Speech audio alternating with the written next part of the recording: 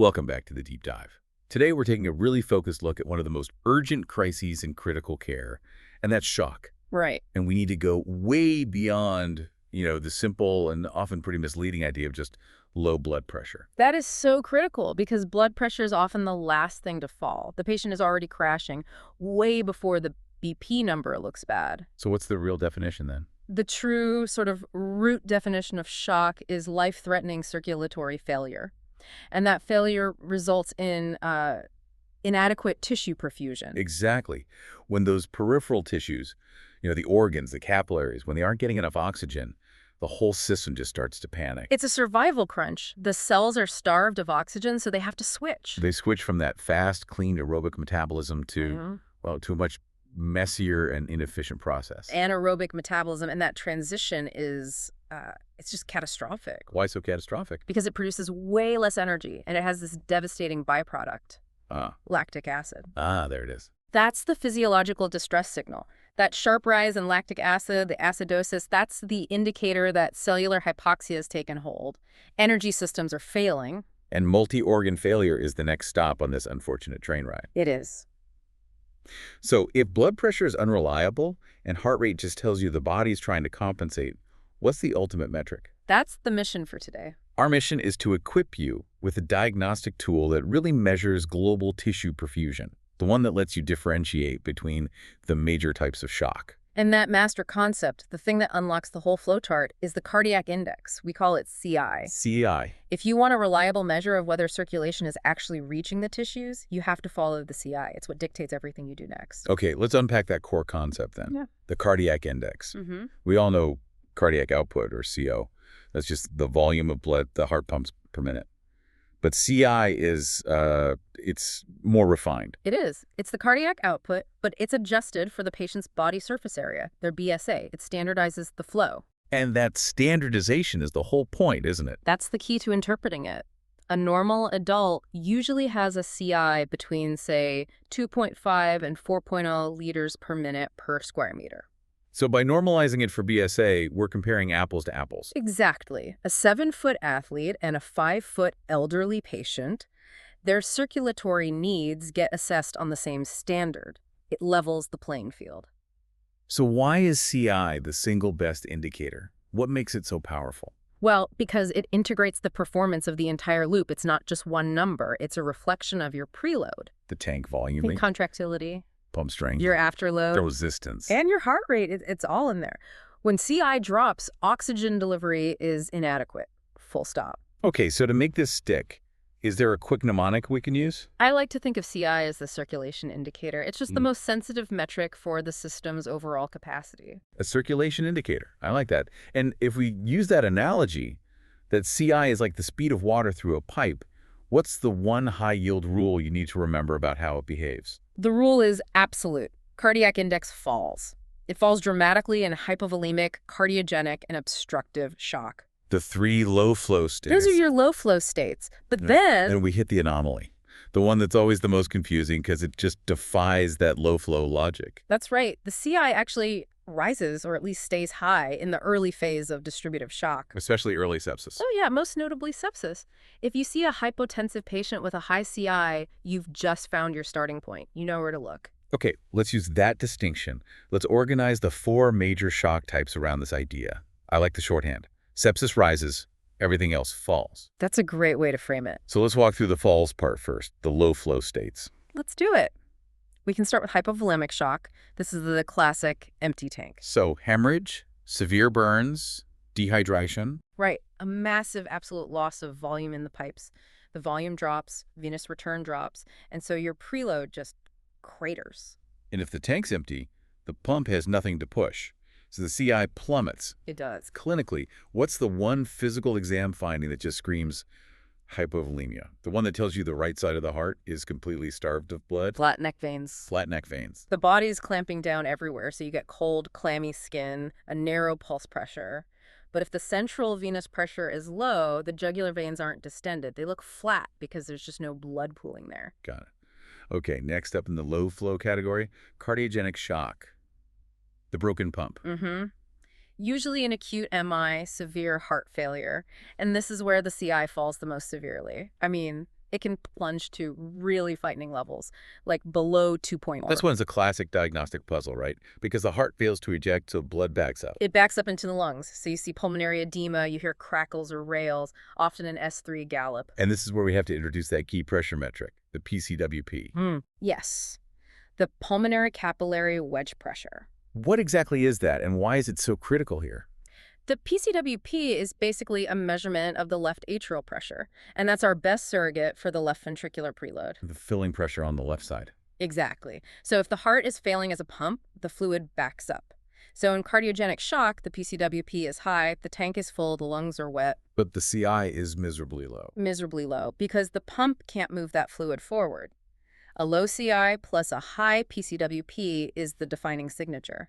That is incredibly useful, especially for telling it apart from the third low flow type, obstructive shock, the blocked flow. Obstructive shock is a mechanical roadblock. Think a massive pulmonary embolism, a PE, or cardiac tamponade, or attention pneumothorax. The CI drops because something is physically blocking blood from entering or leaving the heart. Correct. And the unifying feature, what you'll see in almost all of them, is jugular venous distension JVD with hypotension. Why is that? Because the block tracks blood on the right side in the great veins before it can get through the heart. So how do we start telling these life-threatening blocks apart? They all have JVD. We have to look for the pathognomonic signs, the unique clues. For tamponade, that's pulsus paradoxus, a big drop in systolic BP when you breathe in. Okay. For attention pneumo, you'll see tracheal deviation, absent breath sounds on one side. And what about the lungs? Critically, with both tamponade and a massive PE, you'll often have clear lung sounds. And that immediately separates them from cardiogenic shock, where the lungs are wet and full of crackles. That's a huge clue. Okay, Now for the one that breaks the mold. the anomaly. Distributive shock. This is where the pipes suddenly become huge. We're talking early sepsis, anaphylaxis, neurogenic shock. Right. In early sepsis, we see what we call a hyperdynamic state. The problem isn't the pump or the volume, it's massive vasodilation. The pipes are just wide open. And that massive drop in resistance, we measure that with SVR, right? Exactly. Systemic vascular resistance plummets. So just to clarify for everyone listening, if CI is the speed of flow, SVR is the friction or resistance in the pipes. It's our measure of afterload. Perfect. Inflammatory stuff like TNF-alpha and IL-1 trigger nitric oxide release, and the SVR just crashes, so the body panics. It tries to compensate by cranking the heart into overdrive Increasing heart rate and contractility. to try and push blood through those newly widened pipes. And that's why the CI soars. Yeah, It often goes way above 4.0. We call this warm shock. we do. The skin is warm, flushed, the pulses are bounding. But this high flow is, it's deceitful. How so? It's the ultimate hemodynamic deception. The flow is high, but the tissues are still hypoperfused. Because the blood is just shunting past the vital capillary beds. Right, it's not actually getting into the cells where it needs to be. This maldistribution is why you see a high mixed venous oro saturation SVO in early sepsis. The tissues aren't extracting oxygen because the blood isn't getting to them efficiently. And we have to be clear, this high CI state, it doesn't last. Oh no, if sepsis progresses, the toxins cause myocardial depression, the capillaries start to leak, you get volume depleted, eventually the CI will crash back down. And it becomes cold septic shock. Which then looks a lot more like cardiogenic shock, hemodynamically. Okay, one last one in this category. Neurogenic shock. Usually from a bad spinal cord injury. It's distributive, but it's different. It is unique. You lose all sympathetic tone, so you get vasodilation, a low SVR, but critically, you also lose the sympathetic drive to the heart. The vagal tone is completely unopposed. Ah, so the heart rate. The signature is bradycardia, a slow heart rate combined with hypotension and warm, dry skin.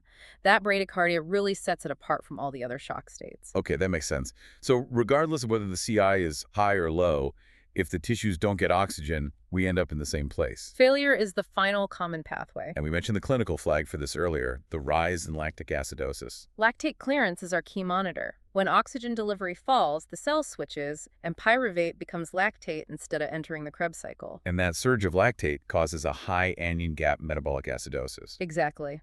Watching that lactate level come down is the most sensitive way we know if our resuscitation is actually working. And when that perfusion deficit hits, not all organs suffer equally, do they? Not at all. Certain areas, these high-demand zones, are incredibly vulnerable. They're the first to go dark when the lights flicker. And we should explore why they're so vulnerable, not just list them off. Absolutely. The mnemonic we use is Hippo Waters Kidneys Flex Heart. Let's dive into the physiology there. Okay, hey PPO refers to the hippocampus, specifically the CA1 region. Why is that spot in the brain so much more sensitive than, say, the frontal cortex? Those CA1 neurons just have the highest metabolic demand in the entire brain. They need a huge amount of ATP to function, and they don't have great collateral circulation. So when global ischemia hits, After a cardiac arrest, for instance, that's the first region to get damaged. And the classic early sign is short-term memory loss. okay, next is waters, the watershed zones. Yes, the boundaries between major arteries, like between the anterior and middle cerebral arteries. So they're at the very end of the supply line. Farthest from the pump pressure. So if systemic perfusion drops, these zones infarct first. This can lead to very specific deficits, like the man-in-the-barrel syndrome. Where the proximal arms are weak. Exactly, because that boundary zone supplies them. Moving down the body, the kidney wires suffer acute tubular necrosis, or ATN. Which parts are most sensitive? It's a proximal tubule, the PCT, and the thick ascending limb, the tallow. These areas are just metabolic powerhouses, Because they're doing all the reabsorption pumping. constantly working at 100%. So when the flow drops, they die very quickly. And that leads to the hallmark finding in the urine: muddy brown granular casts. A classic. Then we have FLEX, the splenic flexure of the colon, another watershed zone. It is. It's the boundary between the superior and inferior mesenteric arteries, a low-flow area at the best of times. In shock, it's the most likely spot for ischemic colitis. And you see that as thumbprinting on CT? That's the sign. And finally, the heart itself is vulnerable, specifically the subendocardium, that inner one-third of the myocardium. It infarcts first because it's under the highest constant tension. This all makes sense. Now, for most cases, we can diagnose the shock type using the CI pattern and the physical exam. We can. But sometimes you have a patient where the shock is refractory, it's not responding. Or the cause is mixed, say a septic patient having a heart attack. And things get very unclear very fast. That's when we need clear data. That's when we turn to the invasive monitoring of the pulmonary artery catheter, the PC, or Swan-Ganz. The PC gives us the definitive hemodynamic picture. We thread it through the right side of the heart RA to RV to the pulmonary artery, and then we wedge it. To measure that PCWP, the left preload. Right. And it also continuously measures CVP, which is the right preload, and the cardiac output, which gives us our CI. So let's run through a tricky case. A hypotensive patient isn't responding to fluids. It could be cardiogenic shock, or it could be a massive PE. They both have JVD. How does the PC solve this? This is where the PACE is indispensable. We look at the preload measures. If it's cardiogenic shock, the left pump is failing. So the PCWP will be sky high. Because the lungs are full of backed up fluid. Right. And the CI is abysmal. The treatment there is inotropes, maybe diuretics. But if it's a massive PE? Then the right side is failing to push blood past the clot into the left side, so the pressure builds up on the right. So the CVP will be high, you see the JVD. Exactly. But the left side is starved of volume because the PA is blocked. So the PCWP will be low or normal even though the CI is low. A completely different picture. And a completely different treatment, thrombolysis. You have to remove the clot. That pressure pattern, high CVP, low PCWP, low CI, is pathognomonic. So the mnemonic CI loves HTO, makes sense. The PA is most valuable for distinguishing the low output shocks: hypovolemic, cardiogenic, and obstructive. It is. But we have to be careful. The CI, even from a PEG, can lie. It's crucial to know the pitfalls. What's the biggest pitfall? Where the measurement is right, but it's still misleading. That's early septic shock. We already talked about it. The CI is high, but the perfusion is still terrible because of that maldistribution. You can't be falsely reassured by a good CI number. You have to treat the underlying infection. Absolutely. And what about technical pitfalls, things that make the number itself wrong? Two big ones. First, high keep from a mechanical ventilator. PUP is positive end expiratory pressure. Right. It can raise the pressure in the chest so much that it compresses the vena cava and reduces venous return. This can give you a falsely low CI even if the heart is fine. So you have to check the settings. You have to. Yeah. The other is severe tricuspid regurgitation. It can cause the fluid we inject to measure the CO to reflux backwards, which artificially inflates the CI reading. Context is everything. So this deep dive has really shown that understanding shock is about understanding the language of perfusion. Blood pressure is just noise. It's noise. The pattern of cardiac index, SVR, and PCWP, that tells the specific story. Is the tank empty? Is the pump broken? Are the pipes too wide? Or is there a block in the line? Exactly. And that circulatory failure leads directly to energy failure. It starts with ATP depletion. We mentioned that causes the NACO pump to fail, and water floods the cell. That's hydropic change, reversible cellular swelling. It's reversible at first. But there is a crucial, fatal tipping point in that process. And we want to leave you with this to consider. What is the ion that determines that point of no return? What massive ion influx is the final trigger? The one that releases destructive enzymes, destroys the mitochondria, and transforms that reversible swelling into irreversible cell death into necrosis. That final, fatal ionic surge is what determines whether a patient survives or spirals into catastrophic multi-system organ failure. That is the physiological line between life and death. Study that crucial step, and you'll truly understand the crisis of shock.